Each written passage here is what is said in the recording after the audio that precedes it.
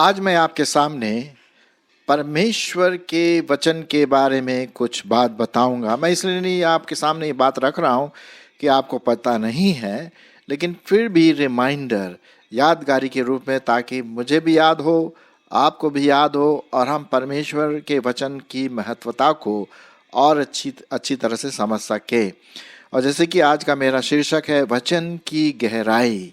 कितना गहरा ये वचन है, ये सिर्फ थोड़ी सी झलकियों के रूप में आज मैं आपके सामने पेश करूंगा। और जैसे कि आप इस स्लाइड में देख रहे हैं कि परमेश्वर का वचन कई चीज़ें हैं जो एक तीर के समान यहाँ पर दिखाई दे रहे हैं, और कुछ तीरों को, कुछ बातों को मैं आपके सामने रखूंगा। वचन या जो बात हम बोलते हैं, मैं भी आपके सामने क्या बोल रहा हूँ, वचन इस्तेमाल कर रहा हूँ, बोलने के द्वारा शब्द यहाँ पर इस्तेमाल हो रहे हैं। तो आज हम परमेश्वर के वचन के बारे में ही देखेंगे। पहली बात हम नोट करते हैं परमेश्वर के वचन के बारे में कि ये अनंत काल का वचन है। ये नहीं कि थोड़े समय का है, थोड़ा हमने बोला और उसके बाद खत्म हो गया, नहीं। परमेश्वर का वचन अनंत काल, युगान युग सा एक सा बना रहेगा। इसके लिए मैं आपके लिए पढ़ूंगा पहला पत्रस, उसका पहला अध्याय 23 से 25 पद। पहला पत्रस, उसका पहला अध्याय 23 से 25 पद। क्योंकि तुमने नाशवान नहीं पर अविनाशी बीज से परमेश्वर के जीवते और सदा ठहरने वाले वचन के द्वारा नया जन्म पाया है। क्योंकि हर एक प्राणी घास के समान है और उसकी सारी शोभा घास के फूल के समान है। घास सूख जाती है और फूल झड़ जाता है, परंतु परमेश्वर का वचन युगानुयुग स्थिर रहता है। और यही सुसमाचार का वचन है जो तुम्हें सुनाया गया था। तो यहाँ पर हम पढ़ते हैं कि जो परमेश्वर का वचन है क्या है, अनंत काल का है, वो कभी टलता नहीं। अब यहाँ पर तुलना की गई है क्या घास के बारे में या फूल के बारे में कि वो थोड़े दिन रहता है, अच्छा लगता है और फिर झड़ जाता है। हम सब जानते हैं इसके बारे में, है ना। मनुष्य भी क्या है, अच्छा होता है, जन्म लेता है और फिर वो मर जाता है। लेकिन किंतु परमेश्वर का वचन हर समय तैयार, फ्रेश, अविनाशी बीज के रूप में यहाँ पर बताया गया है। हम नाशवान नहीं पर अविनाशी बीज, अर्थात परमेश्वर का वचन, उसी के द्वारा हमने नया जन्म पाया। ये सबसे बड़ी इंपॉर्टेंट, महत्वपूर्ण बात है कि वचन के द्वारा ही हमने नया जन्म पाया है। वचन के सुनने के द्वारा ही हम उद्धार पाते हैं। वचन के द्वारा ही हमारे पापों की क्षमा होती है। तो ये नया जन्म परमेश्वर के वचन की देन है। तो पहली बात हम यहाँ पर यही देखते हैं। चलिए और देखते हैं परमेश्वर के वचन के बारे में। हालांकि हम सब बातें तो पूरा नहीं कर पाएंगे इस एपिसोड में, लेकिन जो मोटी मोटी बातें हैं, मुख्य मुख्य बातें हैं, उसको मैं आपके सामने रखूंगा। सो पहला तो हमने देखा कि परमेश्वर का वचन क्या है, अनादिकाल से अनादिकाल तक है उसका वचन। ये उसका ब्रेथ है, ये उसकी श्वास है, ये उसका व्यक्तित्व है। तो ये है परमेश्वर का वचन। क्योंकि परमेश्वर जो है वो अनंत काल का है, अनादिकाल का है और इटर्नल है। तो स्वाभाविक है कि उसका वचन भी क्या होगा, अनंत काल का होगा, कभी टूटने वाला नहीं। एक जगह पे लिखा हुआ है दुनिया की हर चीज इधर से उधर हो जाएगी, लेकिन परमेश्वर का वचन का एक बिंदु भी नहीं हटेगा जब तक कि वो पूरी रीति से फुलफिल ना हो, पूरा ना हो। दूसरी बात हम देखते हैं परमेश्वर के वचन में कि वो आदि में था। यूहन्ना रचित सुसमाचार और उसका पहला अध्याय, यूहन्ना उसका पहला अध्याय, ज़्यादातर हम यूहन्ना में से ही देखेंगे क्योंकि यूहन्ना रचित सुसमाचार में इसके बारे में बहुत कुछ दिया गया है। हालांकि और जगह भी मिलता है, लेकिन यहाँ पर शुरुआत इसी से होती है। यहाँ लिखा हुआ है परमेश्वर का वचन क्या है, आदि में वचन था। आदि का मतलब शुरुआत में। अब शुरुआत का ऐसा, उसका तो कोई शुरुआत का कोई टाइम ही नहीं है। हम और आप बोलते हैं कि भाई इस टाइम में इस डेट को इस साल में शुरुआत हुई, लेकिन जहाँ परमेश्वर की वचन की बात है उसकी शुरुआत की तो टाइम ही नहीं है। यहाँ आदि में क्या था? वचन। ये हमारे पिछले पॉइंट से बड़ा रिलेटेड है कि आदि काल से अंत तक परमेश्वर का वचन एक सा और अनंत है। और वही मैं वचन आपके सामने पढ़ रहा हूं।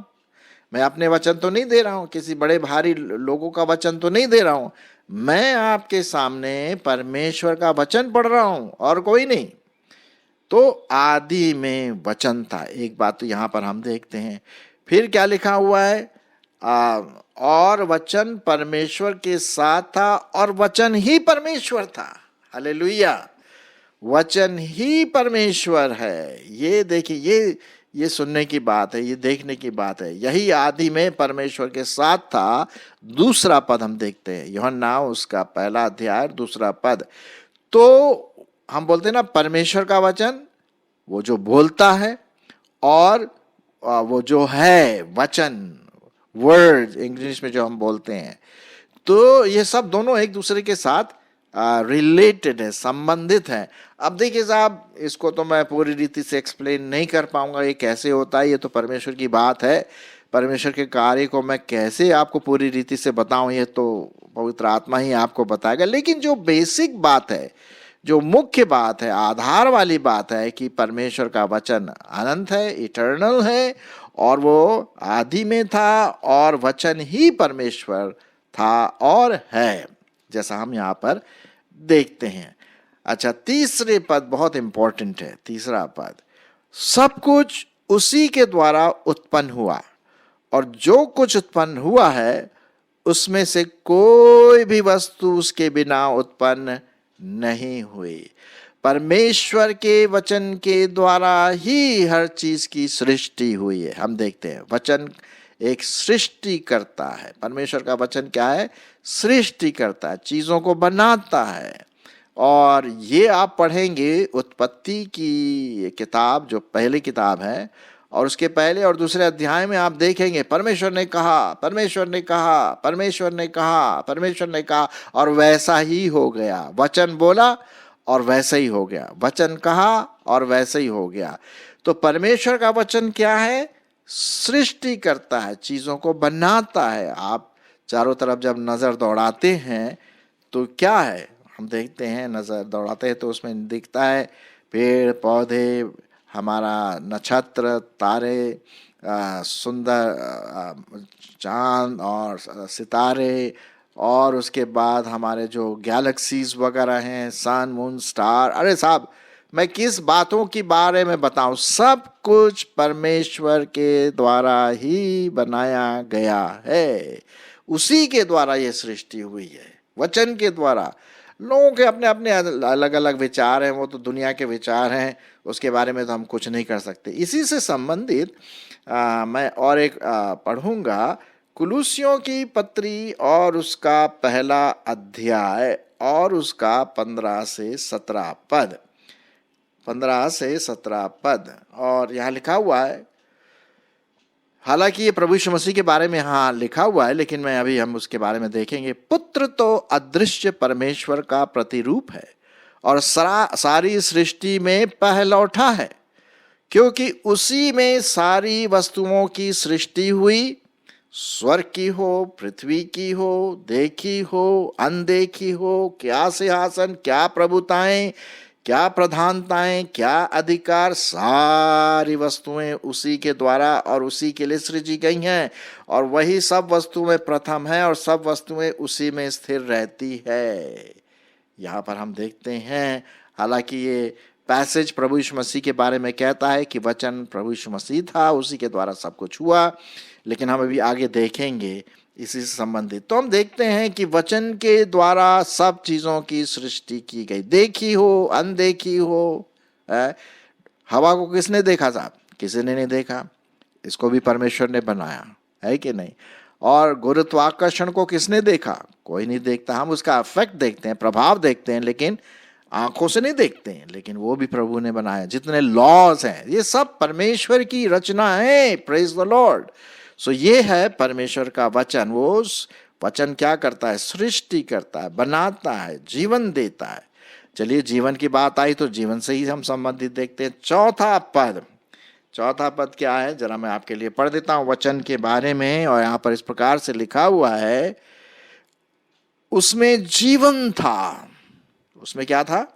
जीवन था, और वह जीवन मनुष्यों की ज्योति बन गई। उसमें जीवन था और वो मनुष्यों की ज्योति बन गई।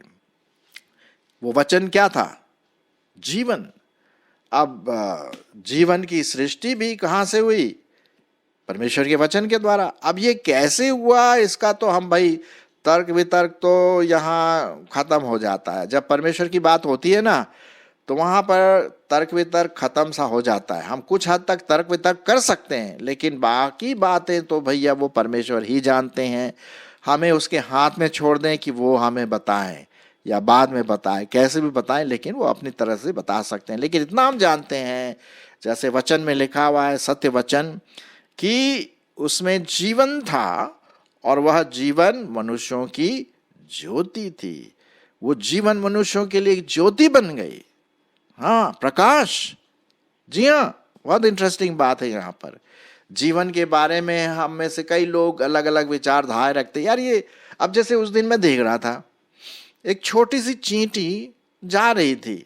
मैं सोचा यार, इसका आंख, नाक, कान, ये कहाँ उसका दिमाग होगा, कैसे उसके पाँव सब मैकेनिज्म के अनुसार चलते हैं।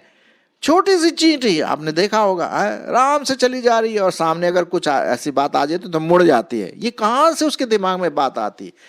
भैया ये सब परमेश्वर के वचन का कमाल है। वो जीवन देता है। अब ये छोटी छोटी चिड़ियाँ, और अरे मच्छर ही ले लीजिए साहब, वो उड़ती हैं, कितने पतले पतले पंख होते, लेकिन जीवन कैसे वो अब उड़ती है, ये भी बड़ी अजीब सी बात है। मनुष्य तो खैर परमेश्वर का एक क्रिएशन है, जबरदस्त सृष्टि है उसका, हम जो मनुष्य हैं, लेकिन वो सब जीवन का स्रोत है वचन।